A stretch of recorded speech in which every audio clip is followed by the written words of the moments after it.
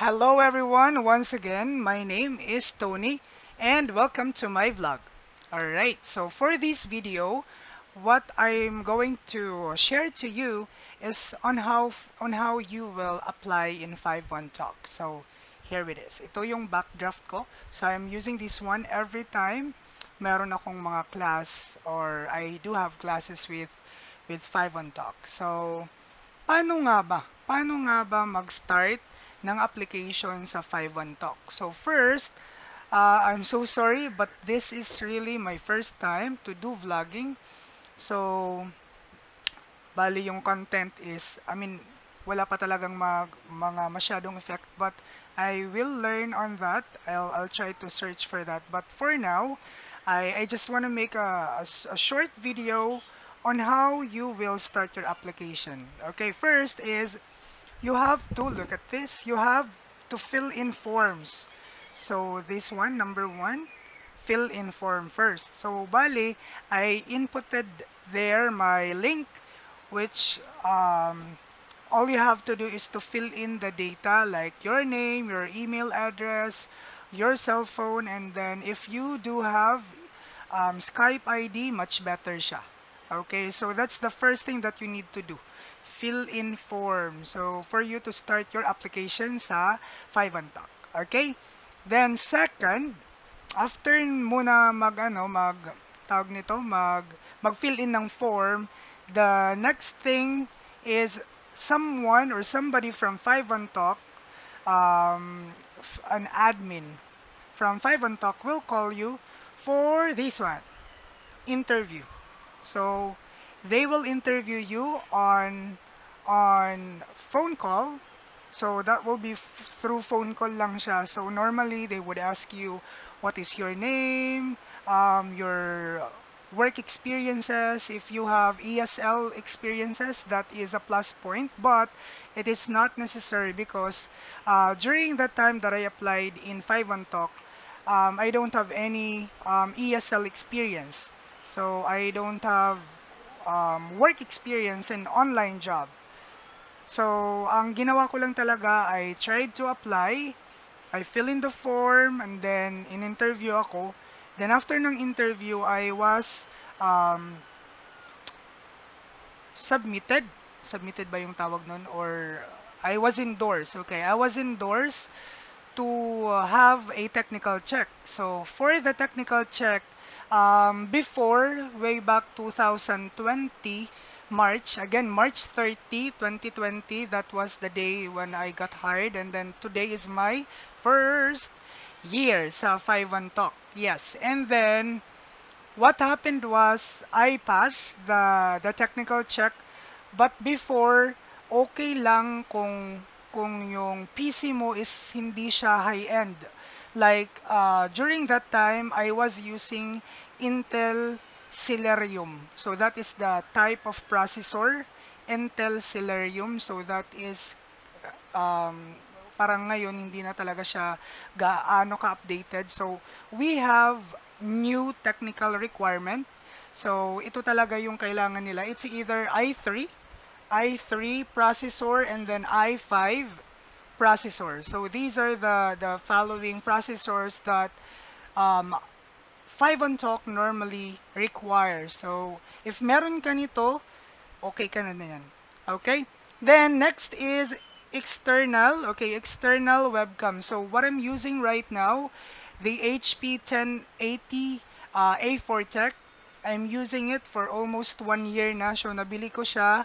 If you're from Tacloban City, you can buy it in any computer shop like Jobis or Jobs ba yan? Anong tawag niyan? And then, or you can try to order it in Shopee. So, yan, external webcam. Better if the resolution is 180 to or 1070. So, yan yung mas preferred or mas maganda kasi mas klaro siya. Then next is you need to buy headset. So headset that has extended mouthpiece. So ito siya with extended mouthpiece. So normally makakabili ka ng extended headset with extended mouthpiece, ranging to 600 pesos up to 2,000. So yan normally ang mga price range niya. So if you are planning to work from home, you really need to invest.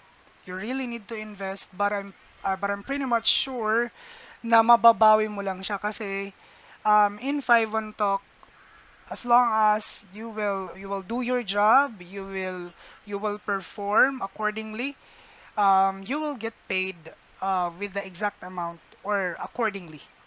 Yan. So again, first is you have to fill in the form. Then second will be the interview process.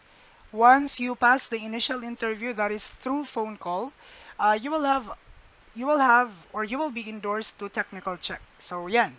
So i3 processor, hindi kaya i5. Someone asked kung ano ba yung ginagamit ko. I'm using i5 and I'm using Acer. So Acer siya. And then external webcam, again, I'm using A4 Tech. So 1080 yung resolution niya, HD. Then I'm using headset Plantronic. So ito binigay lang sa akin. Actually pinahiram lang, hindi ko pa nasauli. But I'm thankful because I'm using this one. It has noise cancellation feature, which nakakatulong talaga siya to minimize the background noises like yung mga aso o di kaya pusa o di kaya manok, which is really helpful or which is also required kasi nga you're working at home, so kailangan talaga mas maganda yung mga equipment na gagamitin mo. Pero kasi minsan mahal talaga yung mga headset na mayroong mga noise cancelling feature. What you can do is you can just download Crisp. That's spelled KRISP, Crisp.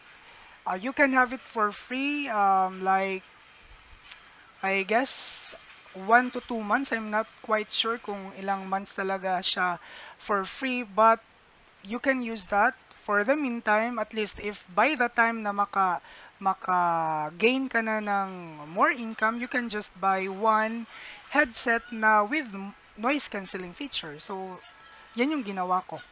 Then next is you should have a small workstation. So ito, small workstation. Ito siya. Small workstation sa area o sa bahay ninyo kasi kailangan talaga siya. Hindi pa pwede na yung mga bata o di kaya may mga taong makikita while you're doing your class. So it's better to at least allot a small space inside your house para at least naman ma-feel mo na you're like um, you're really working. Yeah, so that's the fourth thing. No, the fifth thing that you need to have. Then lastly, kailangan din is wired connected siya. Yung desktop mo at saka yung laptop mo, it should be wired connected. Kasi if not, hindi ka papasa sa technical check. So those are the things that you need to prepare first. Again, you have to fill in the form for you to be interviewed by one of the admins in 5 on Talk. Then prepare all the equipments like computer, headset, and then the external webcam, and prepare a small space para sa workstation mo. It should have at least white background. And then after that, if you pass the technical or the hiring process, you will be endorsed to NTT. So that NTT is a different phase na sa application ng 5 on Talk, which will be covered in one of my blog. Alright, so thank you so much for watching the video. And also, if you want to apply, especially in 5 on Talk, you can just fill in the form that I added on the subtitle or yung title nito ng vlog na to. You can just click on that and then fill in the form so that you can start your hiring process with 51Talk. Or you can just ping me a message, directly ping me a message, Antonio Montoroso, in my Facebook account, and I will certainly help you to pass the interview and on what are the things that you really need to buy. So tutulungan po kita. Alright, so once again, this is Tony and have a nice day. See you in my next vlog.